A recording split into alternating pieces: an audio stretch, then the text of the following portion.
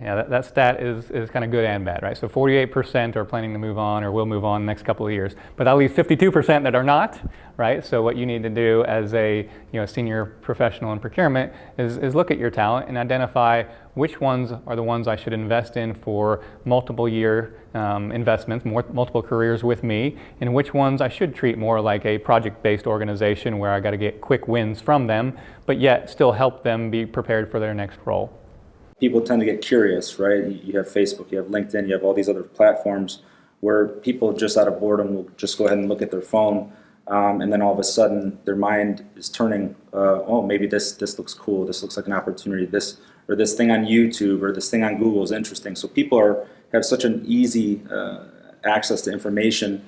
As leaders, if we understand that that's a reality, and instead of kind of ignoring that, that will allow us to kind of understand that, communicate effectively with our team and say, hey guys and gals, we know this is a reality. And I think until organisations are prepared to accept that level of sharing, crowdsourcing isn't going to be strong at an organisational level. But it will be important at a buyer level, because that's where the problem actually exists and that's where the solution needs to come from. So I think it's going to be an interesting sort of dichotomy where the organisation fears crowdsourcing, but the individuals absolutely love it and want to embrace it.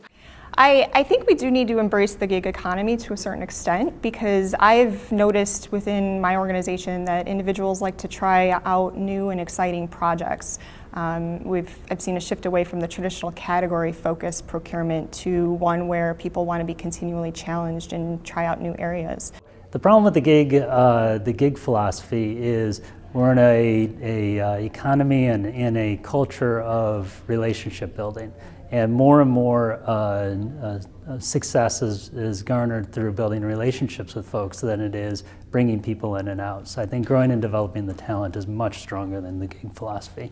I would prefer to work with the current model, and the current model says that we look for people that look for careers beyond the roles that they walk into inside of that.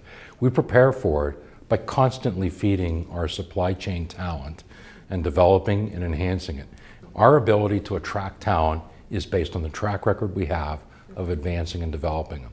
What's really important is to continue to have open and honest conversations with your teams, continue to upskill them, and not only from the team's perspective, but as a leader. I mean, it's a testament to what you're like as a leader, which will also have a knock-on effect of what you're perceived like in the procurement environment as well. And it's not necessarily about keeping them as a part of your organization, but empowering them to go to other organizations that will also kind of be the word of mouth that actually brings in more talent to your organization.